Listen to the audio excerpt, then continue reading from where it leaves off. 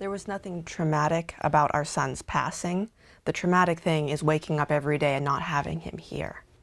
It is the story of a young Washington couple who got caught in a devastating wildfire last summer. The Cold Springs wildfire burned everything in its path.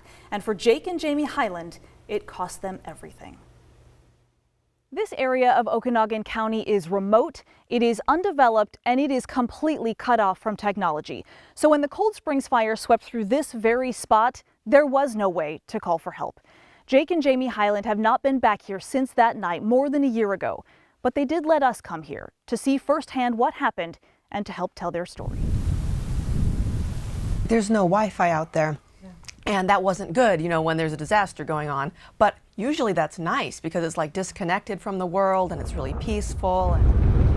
It was Labor Day weekend 2020. The young Hyland family had set off with their 1.5-year-old son Uriel for a quick getaway to some family property in Okanogan County. We had just enough daylight to set up our tent. We were sitting there and watched the stars passed out. And I look up and I see a piece of ash and there's just like this orange hue. And like you can kind of hear the rumbling of the fire at that point.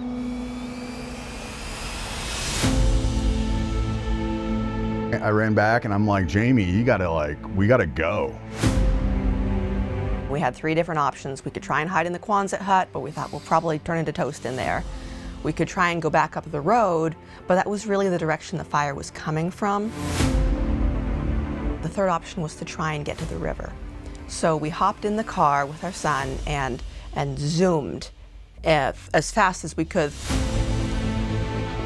I'm like sticking my head out the window trying to see. I mean, it was terrible. But it was dark and the ground was uneven and dangerous. We hit a rock and it stopped us. There was a slight jerk. We all recovered pretty quick. Jacob punctured his lung and didn't realize it in the moment. No clue. The adrenaline. They had no choice but to get out and run. So what happens after you had to abandon the truck? Once we got into the valley was like a dried creek bed.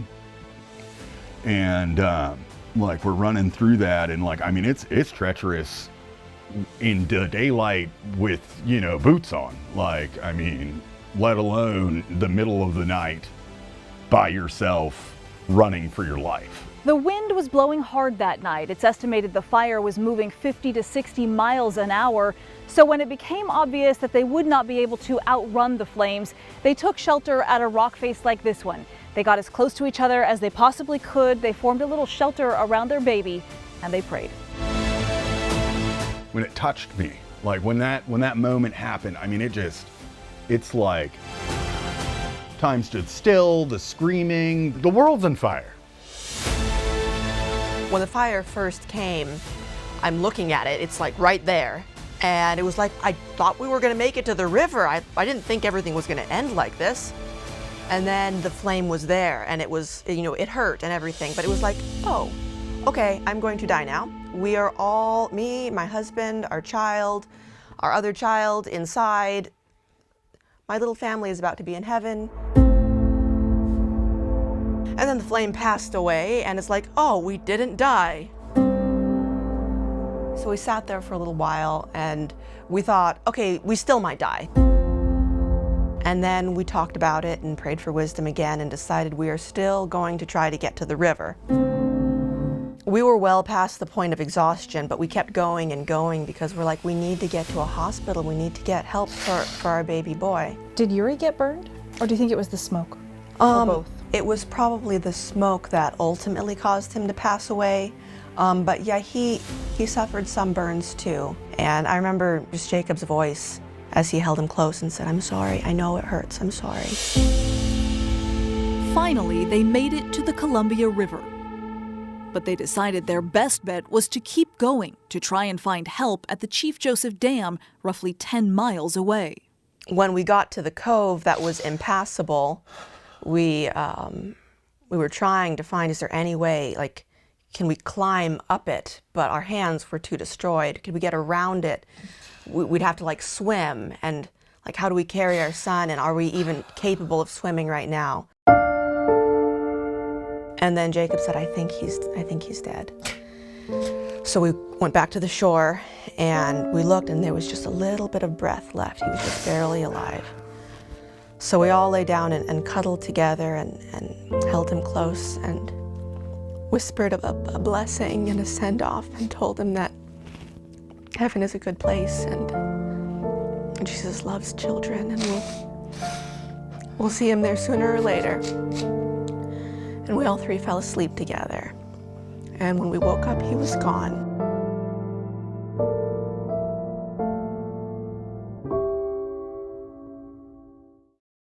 And then we lay back down to die, and we didn't die. And the first night, the wind was so bad, it was so cold. I tried to stop shivering because I was like, the more I shiver, the more it feels like I'm having contractions, and I don't want to lose another baby here. Did you know what was happening? Did you know you were having a miscarriage? Yeah. You did? Yeah. The feeling was similar to the feelings of giving birth, and so I knew that couldn't be good. But I mean, I couldn't stop it, and so we lost our unborn child too. But as much as this story is about unimaginable pain and loss, it is just as much about faith. There was just this awareness that we're not alone. God is with us in this moment. He was with us in the fire, and we don't know what's next. But no matter what happens, he's with us. Jacob was doing everything to take care of me. Like, he had more strength than I did. Like, our hands didn't work, but I remember him like kicking the gravel over me to keep me warm. Like, I was like, I'm gonna go get water, but I think that's the last time I can do it. But we kept praying, okay, God, either send us a boat or a helicopter or take us to heaven, because just laying here is no good. And then, after 2 days and 2 nights on the banks of the river, those prayers were answered. I heard it coming. We'd been laying there, and she hadn't moved. I was shaking her and shaking her and shaking her. You would say to me, are you still here? And I'd say, yes, I'm still here. The two were immediately rushed to the hospital in Brewster and then airlifted to the Harborview burn unit in Seattle. But I remember they couldn't find a vein to get an IV going, so they had to drill into my leg. And the next 28 days were a blur of surgeries, skin grafts, and deep waves of grief. Watching the life go away from my child's eyes. It's not right. We just miss him, and we never got to see him be a big brother, and we never will now. Then came the news that Jamie could never again have children. I wanted to be a mom for so long, and then I finally got to be with the most perfect child. I'm not just a woman hoping to be a mom someday. I am someone who has experienced motherhood and then had it taken away. This is something way beyond like a physical pain. It's like a separation of love. But even in the agony of their loss, the Hylands believe there is a reason they survived. Do you still feel like there's a plan for you, even though the plan you thought you had has changed dramatically? Yeah, it can all change what, the ideal situation of the plan A could be.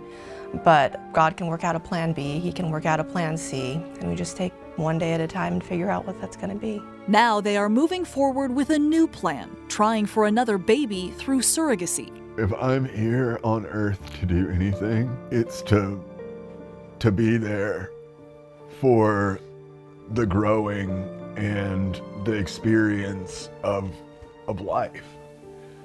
To be a dad? Yeah, to be a dad. What was the process like for the two of you to ultimately decide that you did want to go that route? Was that a hard decision? Yes and no. On the one hand, it was kind of like a no-brainer, like this is our only option left. But on the other hand, there's moments when my emotions are like, do I even want more kids? Because they won't be him. But there's also the role of being a mother and the love of a mother, and that I can give to someone else. That's why I hope we have kids. Cause I need I want to love again. Like, my son was everything. He was the light of our world. He was everything. And just as before, their faith is leading the way. Even after your body is destroyed and your heart is crushed and like the only thing you have left is somebody to hold your hand, you know, kind of. And like, life still goes on. Like the birds still chirp, like the sun still rises. Just because this pain takes up my whole heart doesn't mean that there's not room for my heart to expand and grow and be filled with more things too.